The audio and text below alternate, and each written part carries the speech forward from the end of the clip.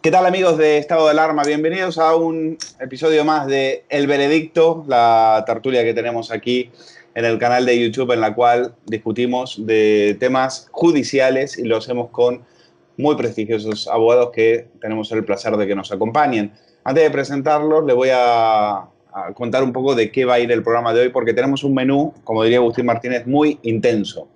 Tenemos que hablar de Podemos, porque hay tres temas muy importantes. Tenemos que el abogado purgado, José Manuel Calvente, está cantando la Traviata y las informaciones son muy interesantes y ponen a la formación de Pablo Iglesias contra las cuerdas. Luego tenemos también otro caso de montaje, que es otro juicio paralelo a este, que es el de Calvente contra Marta Flor, en el cual se está dirimiendo si hubo o no acoso sexual. Todo parece indicar que Calvente las tiene todas consigo porque de acoso sexual probablemente no haya nada, al menos para la Fiscalía.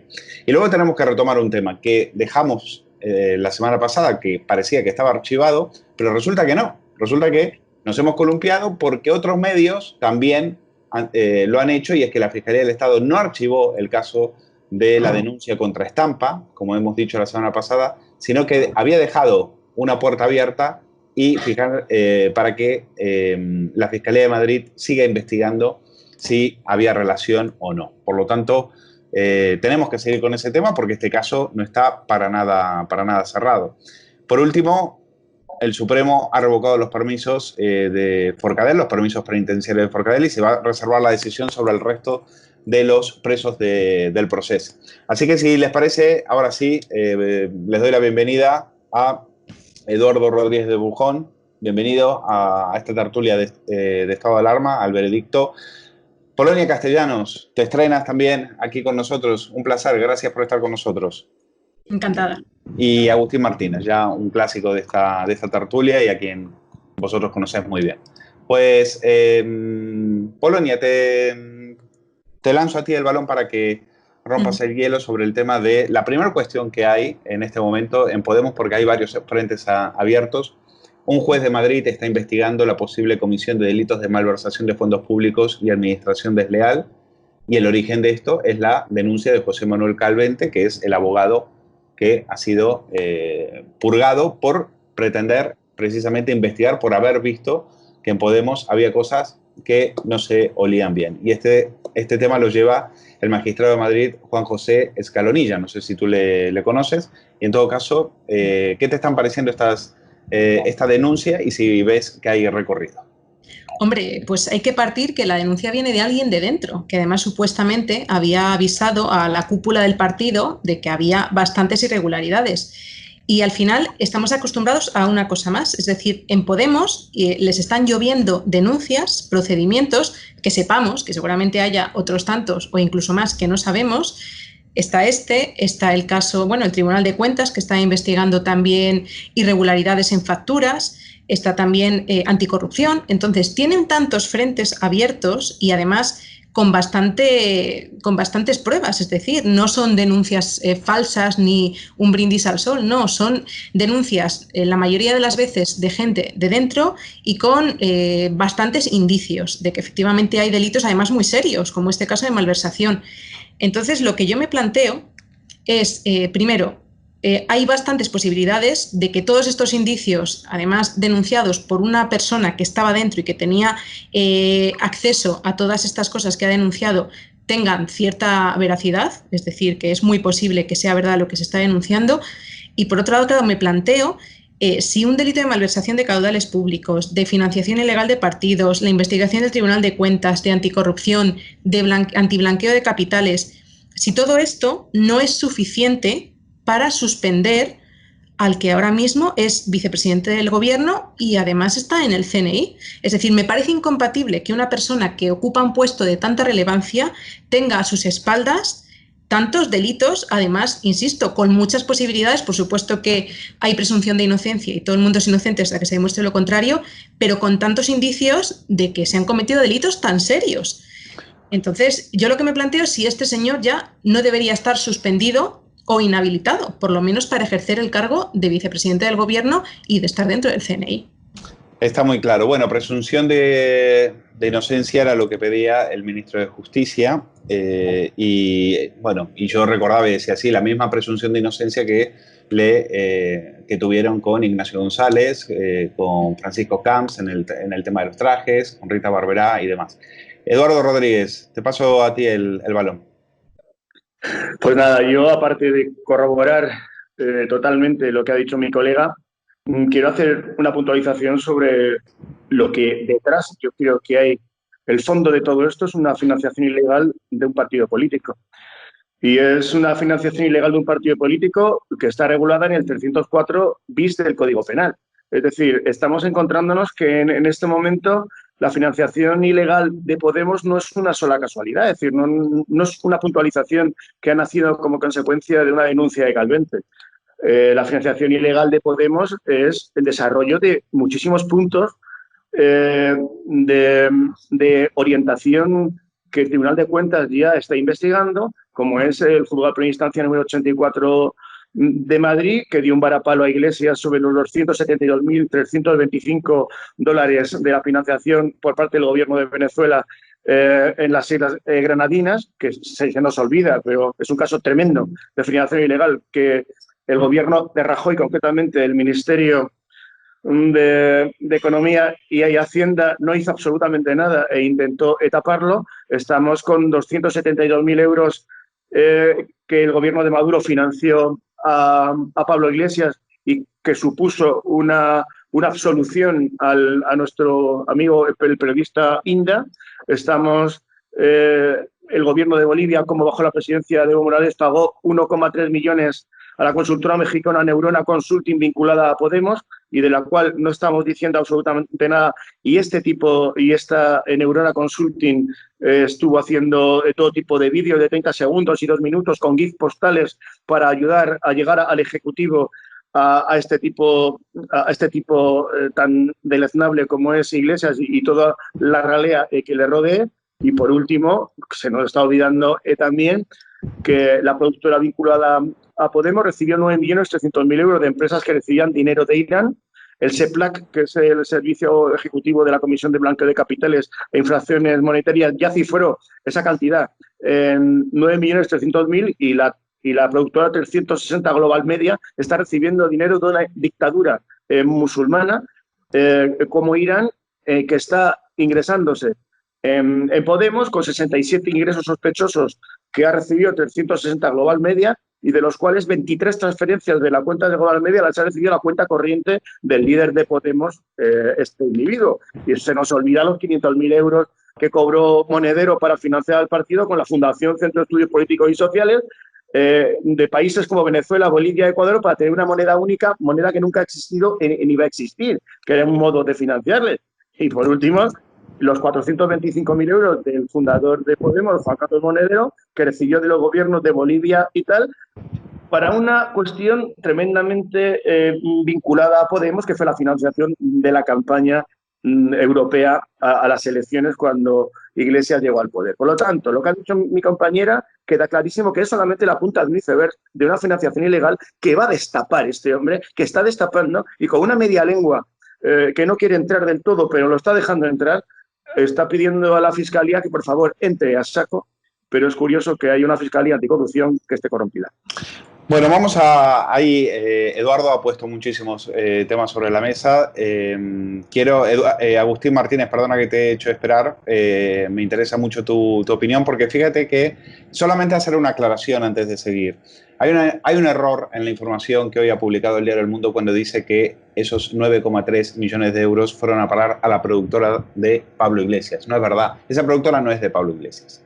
Es un error. Esa productora es de un iraní que era el que recibía el dinero del gobierno de Irán y luego este iraní le pagaba a Pablo Iglesias y Iglesias se llevó un buen pellizco entre 2012 y 2015 se llevó más de casi 100.000 euros para hacer el programa de televisión y también seguramente porque las dos cosas iban juntas, la construcción de Podemos y las incursiones televisivas de Iglesias pues eran prácticamente las dos caras de la misma moneda. Pero no es verdad, y eso sí lo queremos dejar claro, que la productora no es de Pablo Iglesias. Por lo tanto, ahí hay un error. Agustín, la venganza del abogado de Podemos. Es un despido que le puede salir muy, muy caro a Pablo Iglesias. Estamos hablando de que Calvente lo que está asegurando es que se cobraron sobresueldos y que, por ejemplo, la licitación de la obra de la sede, que aquí hay mucha amiga y ya les adelanto que va a haber informaciones sobre esto dentro de unos días,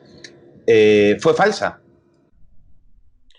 Vamos a ver, esto es una tertulia jurídica, no es una tertulia política, o por lo menos yo siempre me lo quiero plantear desde ese punto de vista, no me lo quiero plantear como, insisto, como una tertulia política, porque estamos muy acostumbrados a los periodistas de bufanda, muy habituales en el mundo del fútbol. A mí me gusta intentar por lo menos analizar las cosas desde un punto de vista jurídico. La financiación de los partidos políticos en este país es un absoluto desastre y ha dado como consecuencia de que el Partido Socialista con Filesa fuera condenado en su día y el Partido Popular con Gürtel pues también haya sido condenado o bueno, insinuada una supuesta vinculación entre Gürtel y el PP. Efectivamente, parece que es posible que en Podemos haya habido algún tipo de financiación ilegal. Por supuesto, debe analizarse, estudiarse y castigarse como corresponda.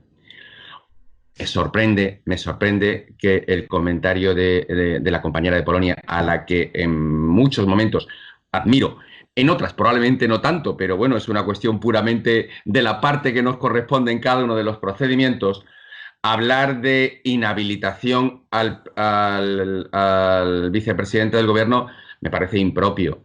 Impropio porque vulnera de una manera absolutamente clara la presunción de inocencia.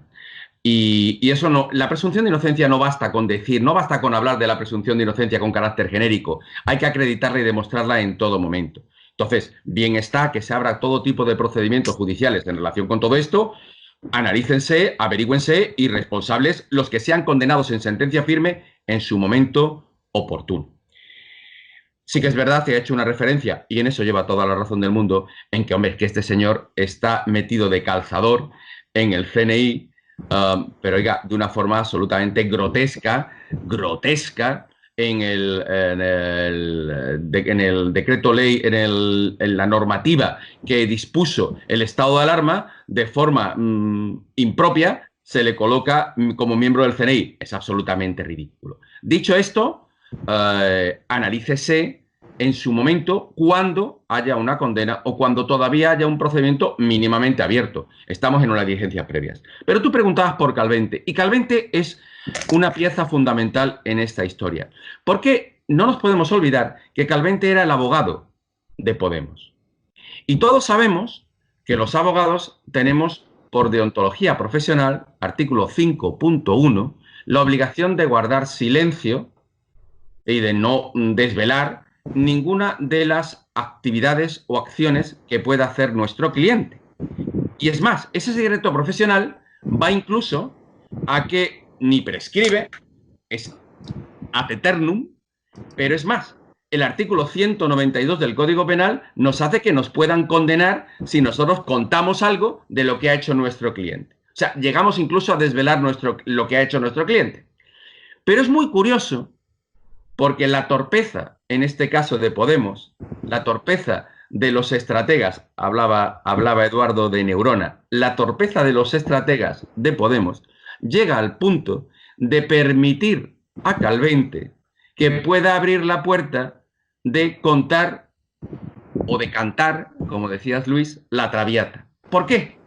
Porque la excepción de ese secreto profesional está en el artículo 5.9 del Código Deontológico, que permite que para defenderte de una acusación por parte de tu mandante, en este caso Podemos, que pueda ser de índole un expediente disciplinario, un procedimiento civil, o como es el caso, un procedimiento penal por acoso, tú puedas contar todas aquellas interioridades que te puedan defender y puedas justificar tu posición procesal.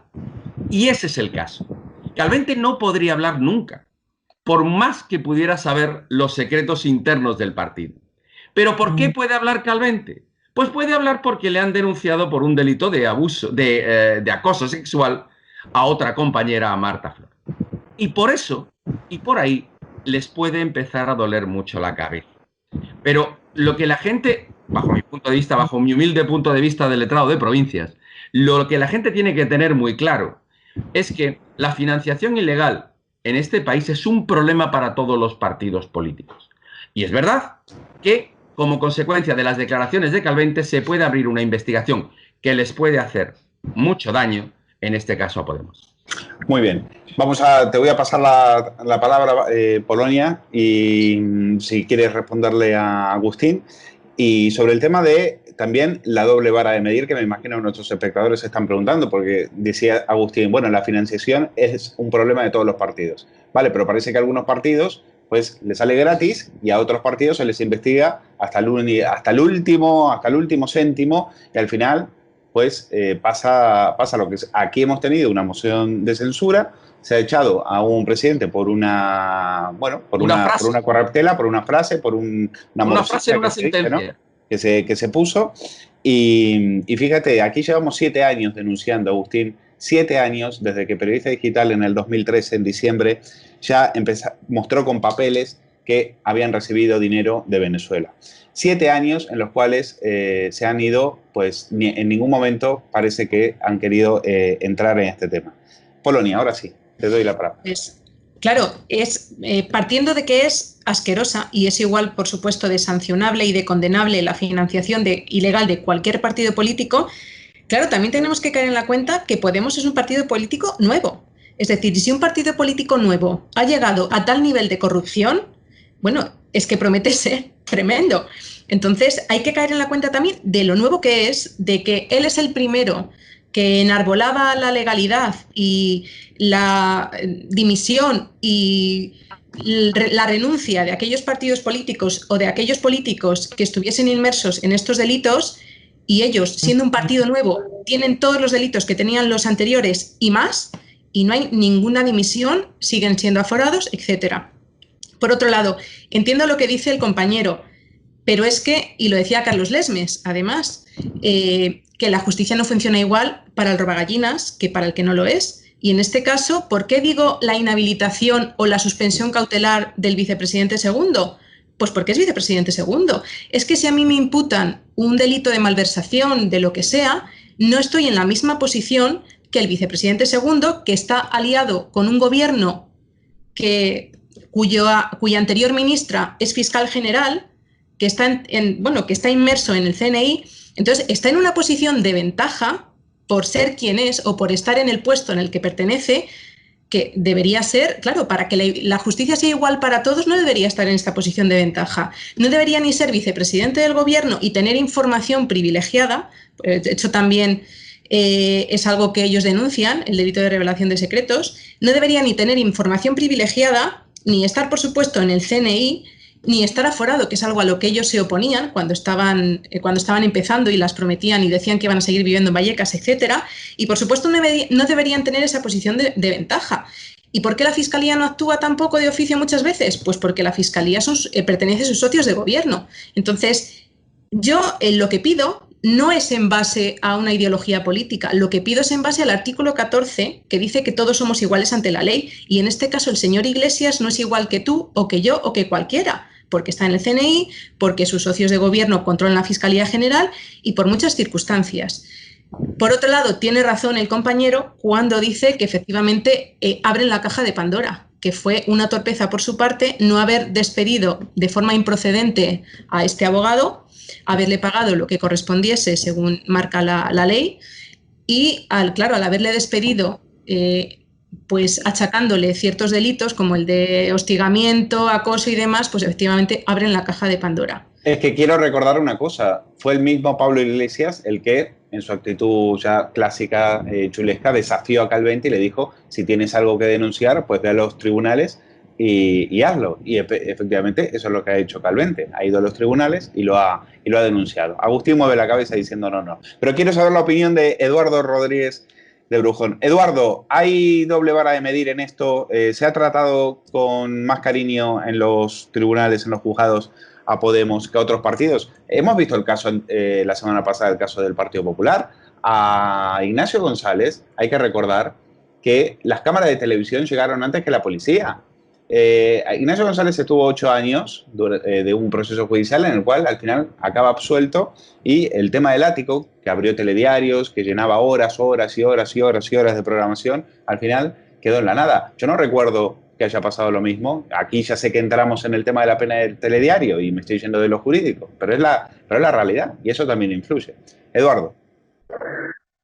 Bueno, sobre la diferente vara de medir es evidente. Es una cuestión puramente lógica y periodística que un señor que lleva cometiendo delitos del 304 bis del Código Penal, hablando de derecho, ya que esto es una tertulia jurídica en la cual el sujeto activo de este delito es el intermediario, como cualquier sujeto de partido, federación, coalición o agrupación directoria que reciba el dinero, nunca se le ha abierto diligencia solamente por sospechar que recibía dinero de la dictadura iraní. Y el Código Penal se aplica a todos el 304 bis, pero sobre todo cuando este artículo, el 304 bis, es un delito, el delito de financiación ilegal de partidos políticos, es un delito de mera actividad, por lo tanto no se requiere que se produzca el resultado, sino que solamente con que Iglesias haya participado en esta financiación ilegal ya tendría que haber sido procesado y posiblemente juzgado mucho antes de que llegara a ser vicepresidente de gobierno. Por lo tanto, hay una diferente vara de medir.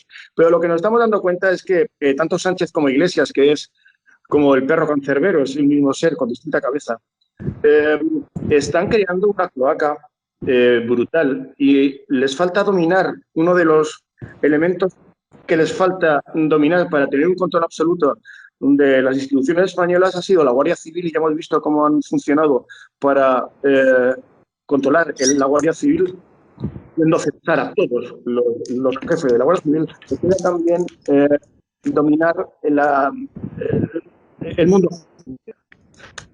Tanto Podemos como saben que para Maduro llegar al poder tuvo que dominar absolutamente la justicia. Y el objetivo de esos vicepresidente y presidente es dominar los tribunales de justicia y tener la justicia exactamente a sus pies. Por lo tanto, la diferente vara de medir nace solamente de qué bien se mueven en las cloacas estas personas que tenemos, pues, presidente y vicepresidente de gobierno, y cómo han manejado desde el Tribunal Supremo y cómo han manejado el golpe de Estado, cómo están en la calle todos y cada uno de los miembros del golpe de Estado, y cómo a los socios de Sánchez, ya sean separatistas, sean comunistas o no, les va muy bien siempre en la justicia.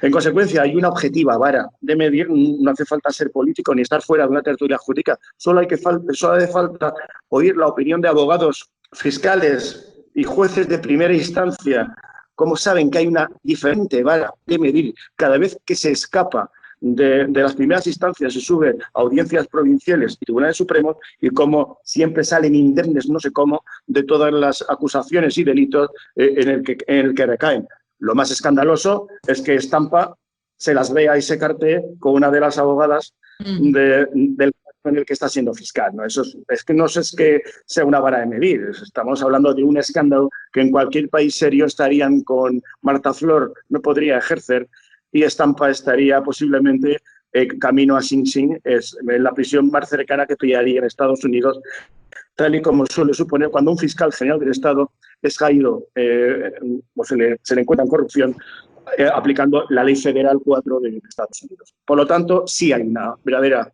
vara doble de medir, y recuerdo el artículo 304 bis del Código Penal sobre la financiación ilegal, por medio del cual ya tendría que estar procesado y destituido de su cargo, tal y como dice mi compañera Elide. Agustín, te voy a dar la palabra.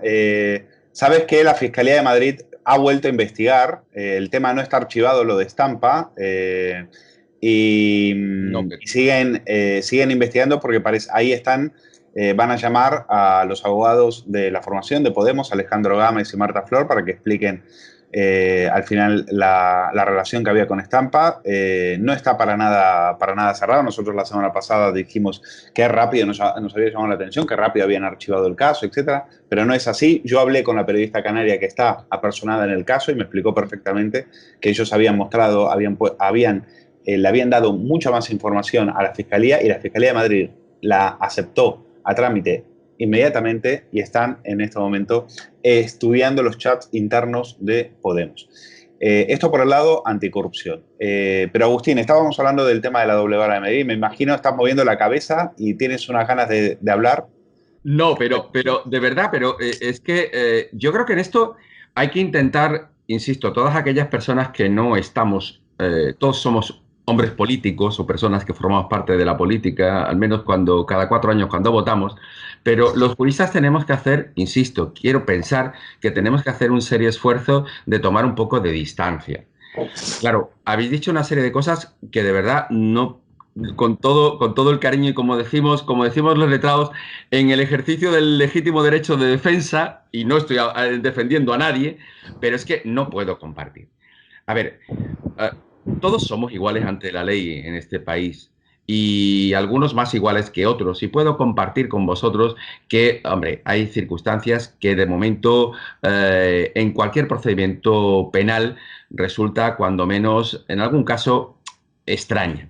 Pero, hombre, el hecho de hablar de un partido político nuevo da exactamente igual. Mire usted, es un partido político que se ha creado, probablemente lo creó alguna mente pensante o lo permitió que se explotase. Yo no sé si recordáis por qué Podemos surge y cómo surge. Más allá del mito del 15M, Podemos Pablo Iglesias estaba noche sí y noche no en todas las tertulias políticas de este país, promocionado de manera brutal, pero es que empezaba en Intereconomía, se continuaba en 13 y terminaba todos los sábados en la sexta noche dando mítines absolutamente populistas que llegaron a conquistar a buena parte de la población. Y eso se hizo con un gobierno del PP que permitía y promocionaba en cierta medida la presencia de este señor en los medios de comunicación. Eso no se hizo desde la tuerca, ni desde esa propaganda de Internet, cuya audiencia es mucho menor que la que puede tener estado de alarma ahora mismo. Es muy complicado hacer una formación política desde un canal de Internet.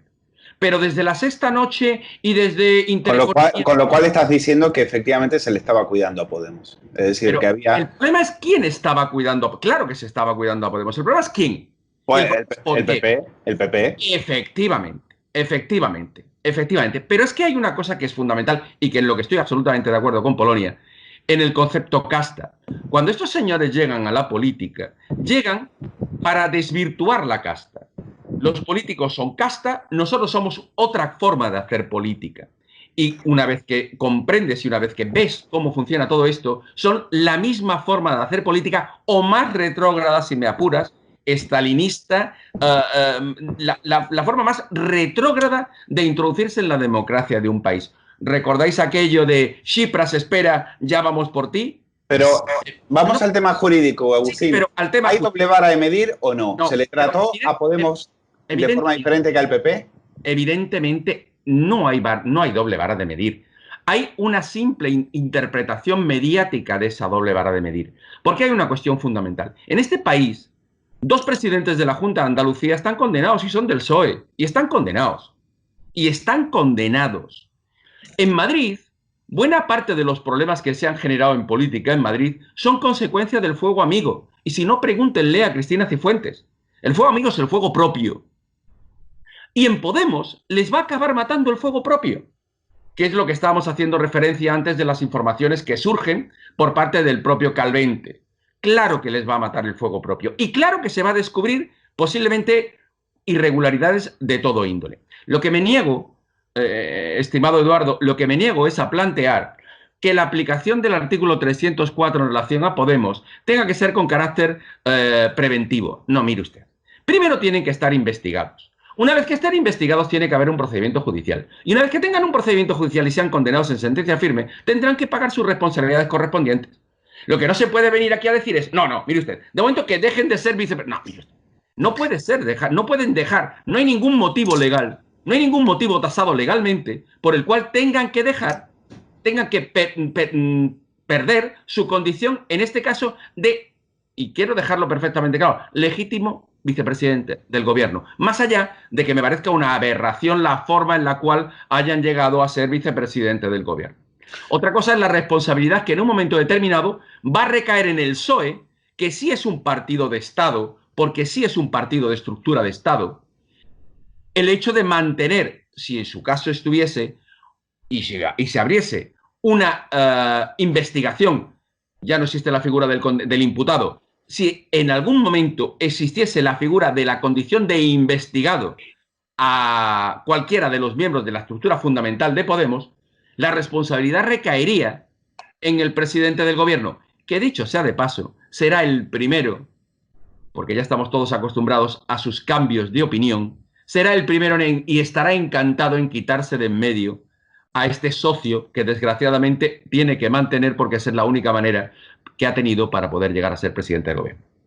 Les voy a dar un turno de palabra breve a Polonia, a Eduardo, a Agustín, para cerrar el tema de Podemos, y tengo que pasar al tema de Forcadell, el Supremo y los presos del proceso. Les pido una intervención breve para cerrar este tema y seguir con el tema de Cataluña. Polonia. Breve, por supuesto que hay doble vara de medir, pero porque es que ellos controlan todo. Es decir, como bien decís, lo único que nos falta para estar en Venezuela es la Guardia Civil, la Policía y la Justicia, que para eso ya pretenden que la instrucción, que ahora está en manos de la Fiscalía y está en manos del Gobierno, que la instrucción la haga la Fiscalía, ni siquiera los juzgados de instrucción. Por supuesto que hay doble vara de medir porque ellos controlan prácticamente todas las televisiones, controlan las redes sociales o tratan de controlar todas, controlan bastantes juzgados, controlan todo. Por supuesto que hay doble vara de medir, porque esto ¿Cómo sabe lo de los juzgados, Polonia? ¿Cómo lo del control de los juzgados, cómo Pues por la fiscal general. ¿Sois vosotros los que estáis ahí? ¿Cómo lo sabéis?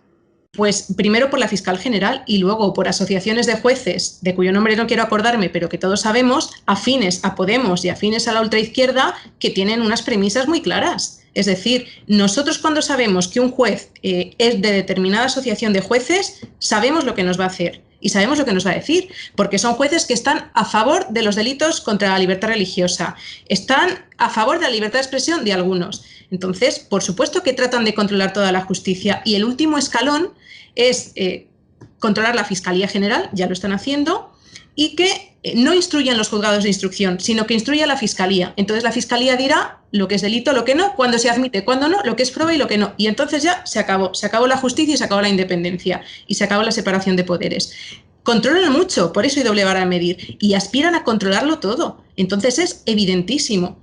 Por otro lado, cautelarmente se podía pedir que este señor, el señor Iglesias, que está salpicado de tantísimos delitos, no gozase de una posición de favor. A lo mejor que no renunciase a su acta de diputado, pero a posiciones de favor como la de vicepresidencia o la de estar en el CNI, sí, pues porque puede acceder a información relacionada con su caso y porque puede detentar determinados privilegios que ponen en riesgo una decisión independiente y que pone en riesgo que tenga acceso a información privilegiada a la que no tendría que acceder.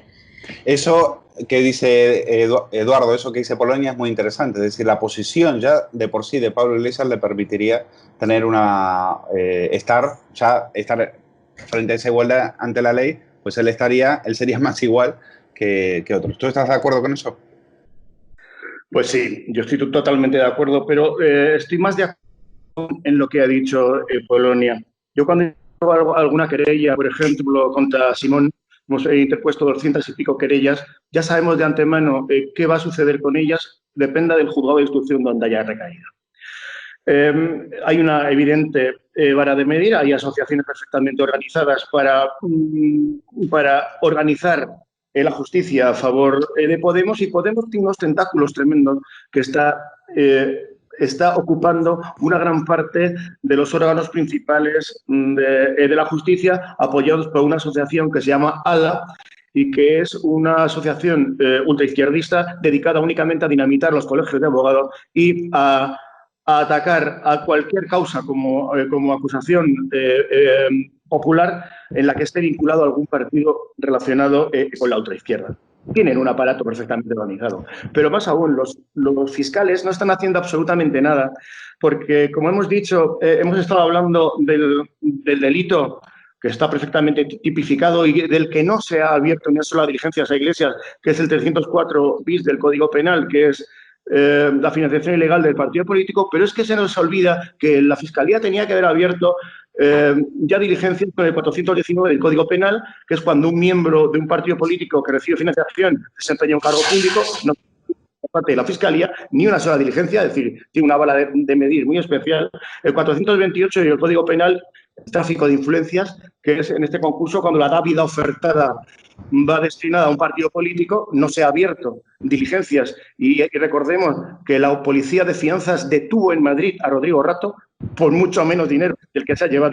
Policía de Finanzas, es decir, los que van en barca por las aduanas.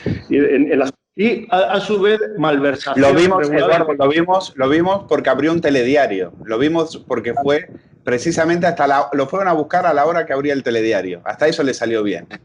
Claro, y se nos olvida la malversación del 432 del Código Penal, lógicamente, cuando estos fondos van destinados a un partido político. Por lo tanto, aplicando el Código Penal, las diligencias que se tendría que haber aperturado por muchos fiscales y sobre todo por la Fiscalía General del Estado contra Podemos, ha sido tapado, pero ha sido tapado tanto por el Partido Popular como está tapándose en este momento por el PSOE. El PSOE porque es socio de gobierno y la caída de uno conlleva la caída del otro, pero el Partido Popular lo utilizaba Podemos para socavar al PSOE y restarle votos por la izquierda. Es decir, entre los dos han creado una criatura absolutamente fantasmagórica y brutal que no tiene ningún escrúpulo en conquistar España y, sobre todo, conquistar la sociedad española por cualquier truco o por cualquier acto ilegal o ilegítimo que pueda existir. Los marxistas ocupan el poder de cualquier modo. A los marxistas no se les saca del poder nada más que con la violencia. Agustín, distinta vara de medir. Agustín, remátalo tú y que tengo que pasar al tema de los presos catalanes, que me quedo sin tiempo, pero te digo algo, yo no creo que veamos a un policía metiendo algún podemita en el coche con la manito acariciándole en la nuca como hicieron con Rodrigo Rato, ¿eh? Yo esa imagen no creo que la volvamos a ver. Pero es que hay un verdadero problema, porque es que estamos quizás mezclando muchas cosas. Realmente en este país tenemos un problema, y un problema grave con los medios de comunicación y con el sectarismo de determinados medios de comunicación. En eso estoy completamente de acuerdo con lo que dice Polonia y con lo que dice Eduardo. Claro que hay un problema, porque en este país se ha instaurado una especie de dictadura de lo políticamente correcto que determinan en determinados sitios muy graciosos, muy originales y muy simpáticos, y en los que se ridiculiza cualquier posición contraria a la que en un momento determinado ellos defienden. Y tú lo has sufrido, Agustín. Pero es que, a ver, yo no es que lo haya sufrido, es decir, yo he tenido procedimientos en los cuales evidentemente lo he sufrido. Y Polonia exactamente igual, porque ciertamente hay una posición dominante en la cual se decide lo que Polonia puede decir o no puede decir, está bien o no está bien, puede defender o no puede defender, puede acusar o no puede acusar. Eso es tremendo, terrible, y me imagino que le pasa exactamente igual a Eduardo.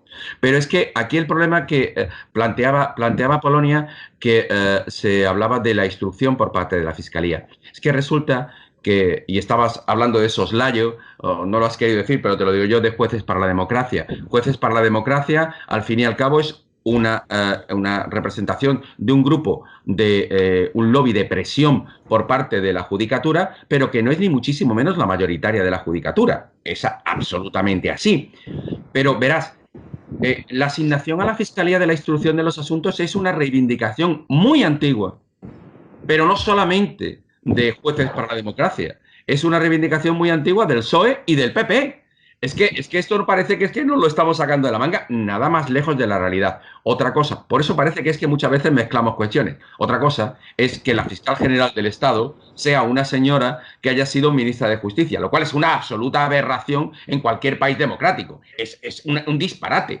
Que el propio presidente del gobierno, que es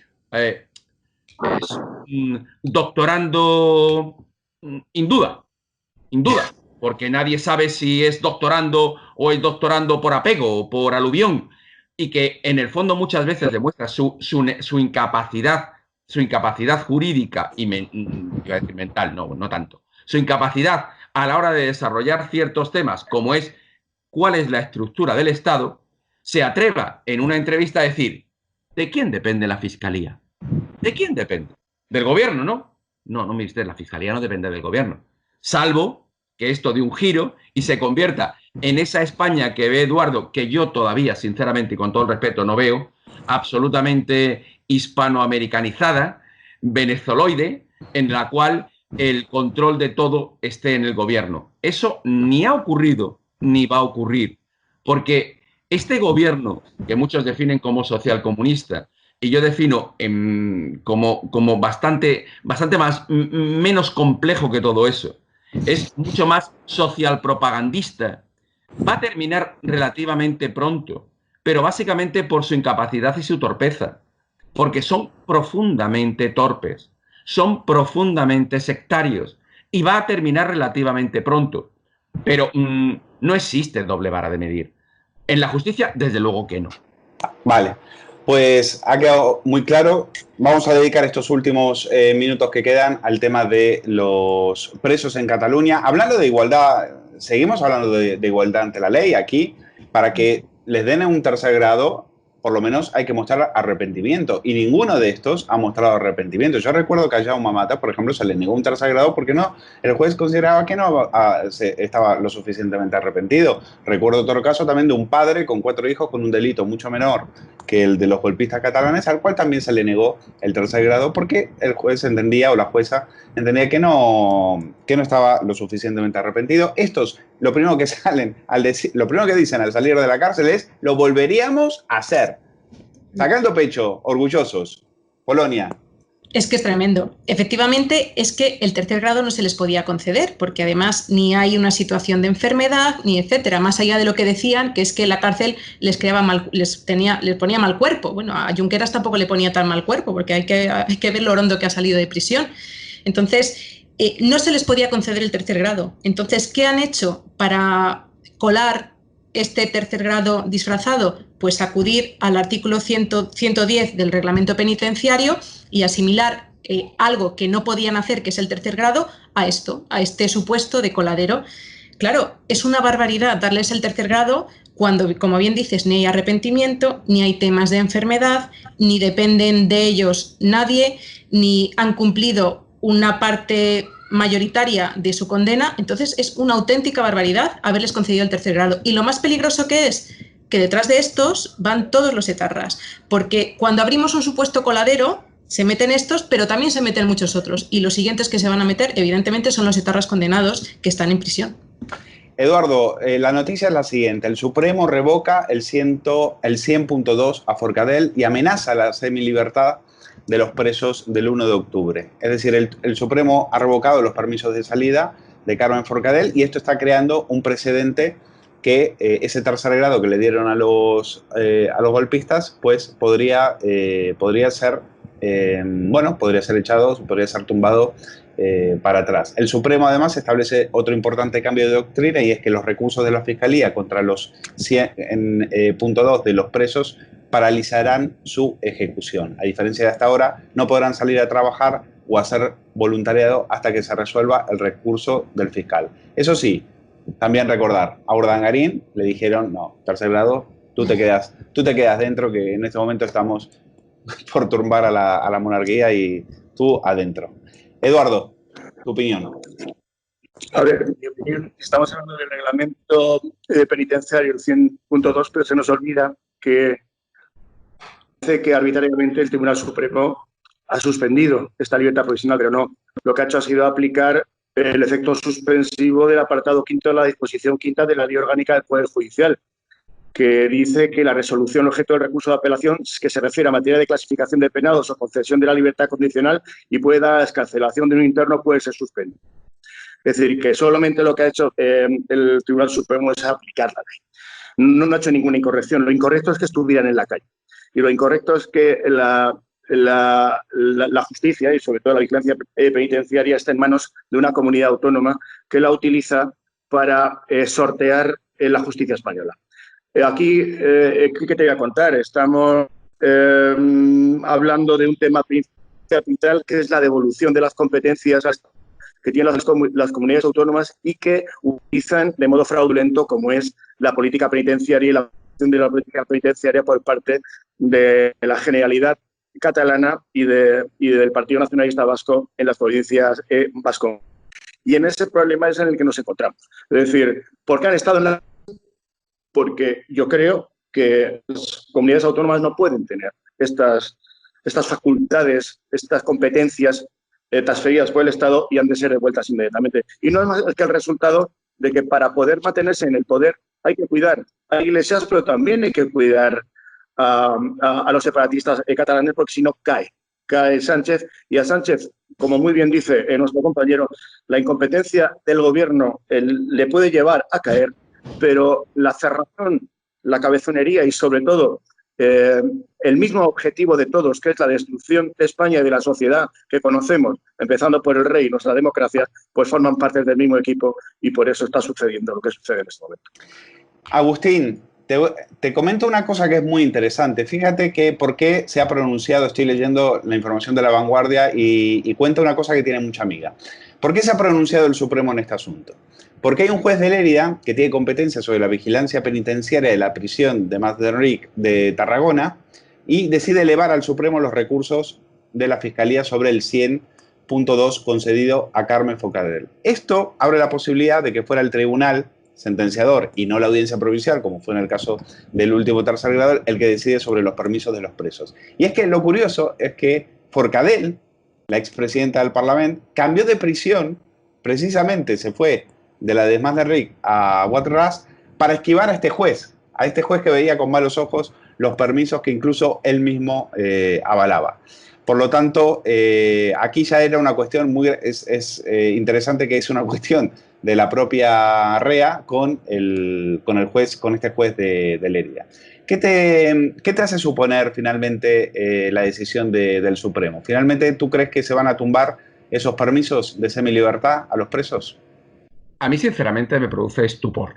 Me produce estupor porque todos los que nos dedicamos al derecho penal tenemos a mucha gente que está en prisión y a mucha gente que sufre la prisión con un régimen penitenciario estricto y bueno, y que no es tan fácil ni tan siquiera acceder a los permisos penitenciarios y, por supuesto, el tercer grado se convierte en un reto que es complejo. Y que, hombre, que estas personas que han sido condenados a delitos de una importante gravedad, accedan con prácticamente 2 o 3 años de condena directamente al tercer grado, con un tercio de su condena cumplido, hombre, resulta cuando menos inquietante. Yo sigo la teoría, y siempre lo digo, y además siempre aprovecho para decirlo, hay que tener el criterio de odiar el delito y compadecer al delincuente, pero obviamente ese compadecer al delincuente significa que aquí sí que hay que aplicar el principio de que todos somos iguales ante la ley y no puede haber presos de primera y presos de segunda, porque estamos todos de acuerdo en que presos políticos en este país no hay. Lo que estamos hablando son de políticos presos, y los políticos presos tienen que tener el mismo régimen que cualquier otro ciudadano. Entonces, claro, hablabas tú del arrepentimiento y la reparación del daño. Es que, obviamente, a cualquier persona que ha sido condenada se le exige que sea consciente y asuma el hecho delictivo que ha cometido. Claro, cuando te das cuenta, como bien decíais todos, de que son personas que no solamente parten del criterio de que no han cometido ningún delito, sino que volverían a cometer el mismo delito por el que se les ha condenado, difícilmente se les puede aplicar el tercer grado. Hablaba Polonia de la vinculación con los presos de ETA. Creo que no es ni lo mismo. Desgraciadamente no es lo mismo, porque en los casos de los presos de ETA hay delitos de sangre y hay mucho sufrimiento. En este caso es una cuestión que sí tiene muchísima trascendencia política, porque habla incluso de la destrucción de la estructura del Estado tal y como lo conocemos, pero no hay delitos de sangre. Pero no creo que se vaya en ningún caso a aplicar las tesis que se están dirimiendo en relación con la política penitenciaria en la Generalitat de Cataluña a los presos vascos. No creo que sea ni mínimamente comparable. No estoy de acuerdo, en este caso, con el compañero Eduardo. La descentralización del Estado es una de las piezas fundamentales y no hay ningún tipo de problema cuando la norma está perfectamente clara y se exige el cumplimiento de la norma, que la norma esté descentralizada. Es decir, a mí no me asusta que la ley sea aplicada en Cataluña por el gobierno catalán, en Galicia por el gobierno gallego y en Andalucía por el gobierno andaluz, siempre y cuando se atengan a la ley. El problema es que cuando no se atienen a esa ley general que todos tenemos y es de aplicación general, porque la ley penitenciaria es de aplicación general a todo el Estado, cuando no la aplican, habrá que un tribunal a nivel nacional corregir esa desviación. Pero yo no soy partidario de esas limitaciones o esa desaparición de las comunidades autónomas. Queda claro. Una vuelta, ya estamos acabando, un minutito para los tres y terminamos. Polonia. A mí es que los supuestos coladeros me dan mucho miedo, porque ya cuando se derogó la doctrina Parot, en ese supuesto coladero también se incluyeron violadores y asesinos en serie. Entonces, a mí me da miedo que con este supuesto coladero, el 100.2, que antes me equivoqué y dijo el 110, el 100.2, se cuelen todos los etarras, que recordemos que socios de gobierno el presidente tiene muchos y debe muchos favores, muchos favores. Por otro lado, claro, todos compartimos la necesidad de la igualdad ante la ley. Para conseguir esta igualdad ante la ley es necesario que la ley sea igual para todos y que no la imparta, por un lado, de una manera el gobierno gallego, de otra manera el gobierno catalán, de otra manera el gobierno castellano. Entonces, para conseguir esta igualdad ante la ley debería ser una única ley y aplicada de la misma forma para todos. Y simplemente eso, por supuesto que hay doble vara de medir, por supuesto que no todos somos iguales ante la ley, como bien dices tú, no todos son iguales también en las cárceles ni en las prisiones, y yo creo que para garantizar la democracia todos tenemos que rechazar este tipo de coladeros, este tipo de dobles varas de medir, porque no puede ser y porque entonces dejamos de estar en una democracia y ya sabemos lo que se nos avecina. Eduardo.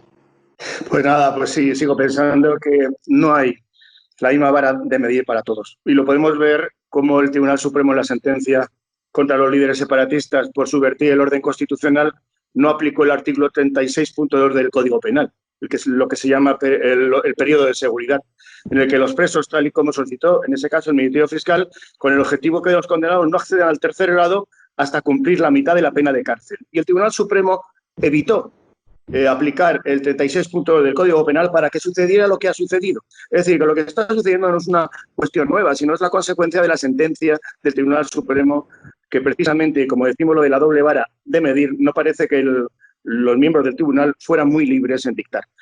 Y esa es la consecuencia de lo que tenemos, y un Tribunal Supremo que es influenciable, pues hace que con una Fiscalía General del Estado muy influenciable, pues hace que nuestra justicia se tambalee. Y si se tambalea el poder judicial, las libertades de los españoles evidentemente están en jaque. Si alguien sabe de un Supremo influenciable, ese es Agustín Martínez. Verás, es que resulta que cuando el Supremo, días previos, o bueno, prácticamente una vez terminada el procedimiento del proceso, el Supremo se enfrentó a uno de los casos que llevé, que el asunto que todos conocéis de la manada, y el tratamiento fue muy singular porque, para que os hagáis una idea, el Tribunal Supremo dictó la orden de detención sin ni siquiera haberme notificado la sentencia, es decir, sin que nadie supiese la sentencia, ya estaban siendo detenidos, pero estaban siendo detenidos una hora y cuarto después de terminar la vista del recurso de casación, con un magistrado que había sido incorporado a la sala un día antes. A ver, claro, influencias, presiones, claro, pero también hay que decir que había una manifestación convocada ese mismo día que se suspendió porque el resultado había sido el que todos habían querido, el que la mayoría de los convocantes de la manifestación habían querido, claro. ¿Que hay presiones políticas, sobre todo en los más altos tribunales? Es muy probable. Y es muy probable, pero ¿saben ustedes?